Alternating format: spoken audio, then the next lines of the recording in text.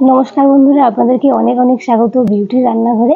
आमि किन्तु आजके एकटी दारुण रेसिपि निये एसेछि, सेटी हच्छे जे कातल माछ। एकदम कातल माछेर साइजटा बेश बड़ोई छिलो, बेश बड़ो साइजेर कातल माछेर पिस निये निয়েছি। कातल माछटा आजके रान्ना करब এই ফুলকপি দিয়ে। একদম টাটকা জমি ফুলকপি আছে। ফুলকপির সাইজটা দেখে বুঝতেই পারছেন একদম লোকাল ছোট ফুলকপি। দারুণ লাগবে রেসিপিটি, আমি একদম অন্যরকম ভাবে করব। তো আপনারা ভিডিওটি প্রথম থেকে শেষ পর্যন্ত দেখবেন, ভীষণই ভালো লাগবে। ফুলকপিটা কেটে নেব এখন।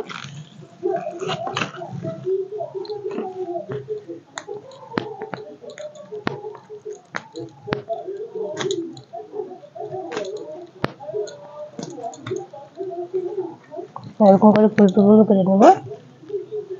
এই যে বন্ধুরা, উনুন ধরিয়ে কড়াই বসিয়ে দিচ্ছি। মাছের মধ্যে আমি এখন একটু লবণ হলুদ মেখে নেব। দিয়ে দিচ্ছি লবণ, দেব হলুদ গুঁড়ো,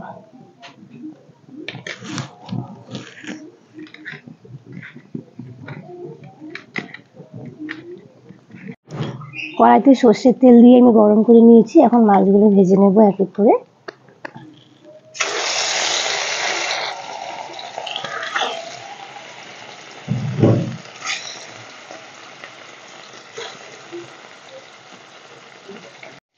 মাছগুলো এখন উল্টে নেব।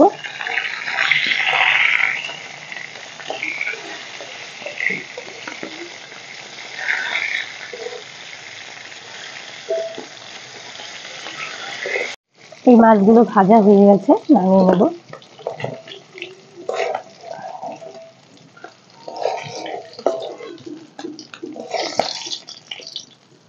বাকি মাছগুলোও ভেজে নেব। এই যে বন্ধুরা, মাছ ভাজার তেলের মধ্যেই ফুলকপি আর আলুগুলো একসাথে ভেজে নেব সুন্দর লাল লাল করে।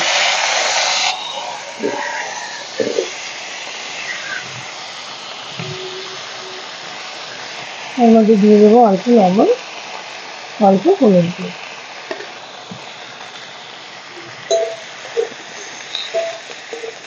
এই যে বন্ধুরা, আমি এখন এখানে কিছু বাটনা বেটে নেব। নিয়ে নিয়েছি কাঁচা লঙ্কা, মানে পাকা লঙ্কা, আর আদা কুচি, পেঁয়াজ কুচি, সব একসাথে সুন্দর করে বেটে নেব।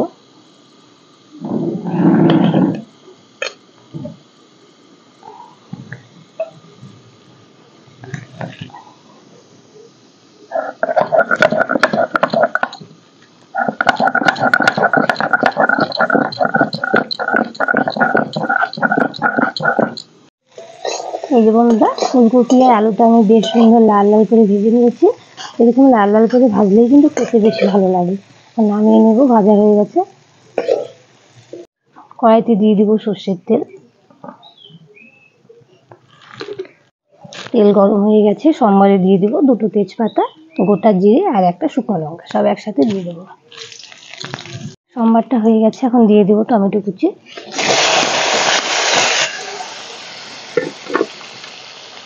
টমেটো কুচির উপরে দিয়ে দেবো অল্প লবণ।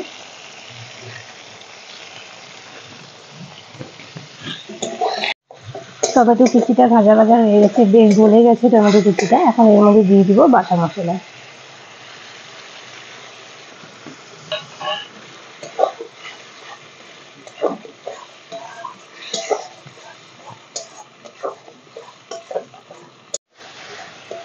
এই যে বন্ধুরা, বাটা মশলাটা বেশ ভাজা ভাজা হয়ে গেছে, তেল ছেড়ে এসেছে চারিদিক থেকে। এখন দিয়ে দেবো কিছু গুঁড়ো মশলা। নিয়ে নিচ্ছি 1 চামচ জিরে গুঁড়ো, 1 চামচ ধনে গুঁড়ো, অল্প লাল লঙ্কা গুঁড়ো, 1 চামচ হলুদ গুঁড়ো আর অল্প কাশ্মীরি লঙ্কা গুঁড়ো, স্বাদ মতো লবণ, সব একসাথে দিয়ে দেবো। দিয়ে দেবো অল্প জল, জল দিয়ে ভালো করে কষে নেবো মশলাটা।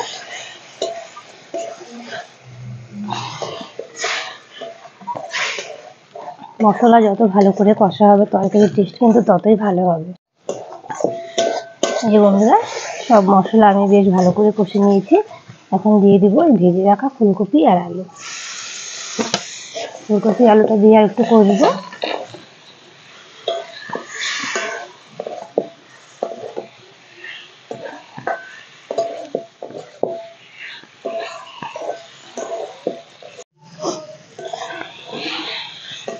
ফুলকপি আলু দিয়েও খুব ভালো করে আমি কষে নিয়েছি। এখন দিয়ে দেবো এর মধ্যে পরিমাণ মতো জল।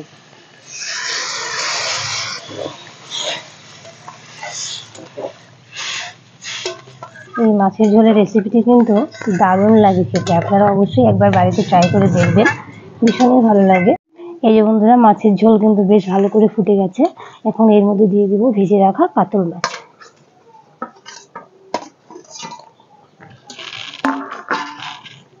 মাছটা দিয়ে আর একটু ফুটিয়ে নামিয়ে নেব। মাছটা দিয়েও আমি বেশ ভালো করে ফুটিয়ে নিয়েছি ঝোলটা।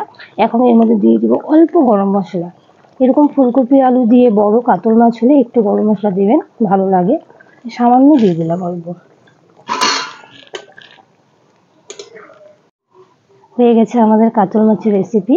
দেখুন তো, দেখতে দারুণ লাগছে না ঝোলটার কালারটা? খেতেও কিন্তু অসাধারণ লাগবে। তো আপনারা অবশ্যই একবার ট্রাই করে দেখবেন।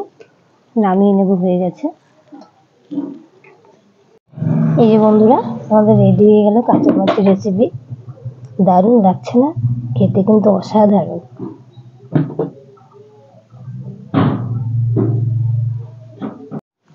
এই যে বন্ধুরা, আমাদের রেডি হয়ে গেল কাতল মাছের রেসিপি ফুলকপি আলু দিয়ে। দেখেই নিশ্চয়ই খেতে ইচ্ছে করছে। তো আপনারাও চটপট বানিয়ে ফেলুন, আমি যেরকম করে বানালাম। ভিডিওটি দেখলেনই, তো চটপট করে ফেলুন, আপনিও খান, সবাইকে করে খাওয়ান। তাহলে বন্ধুরা, আজকের এই কাতল মাছের রেসিপিটি যদি ভালো লাগে, প্লিজ একটা লাইক করে দেবেন, কমেন্ট করে জানাবেন কেমন লাগলো। আর আত্মীয় স্বজন, বন্ধু বান্ধব সবার সাথে ভিডিওটি শেয়ার করে দেবেন। আর ইউটিউব আমার চ্যানেল নতুন হয়ে থাকলে, যারা নতুন দেখছেন, তারা অবশ্যই চ্যানেলটিকে সাবস্ক্রাইব করে পাশে থাকা বেল আইকনটা প্রেস করে আমার পাশে থাকবেন। তাহলে বন্ধুরা, আজকের মতো ভিডিওটি এই পর্যন্ত। দেখা হচ্ছে পরের দিন আরও নিত্য নতুন রেসিপি নিয়ে। ততক্ষণ ভালো থাকবেন, সুস্থ থাকবেন।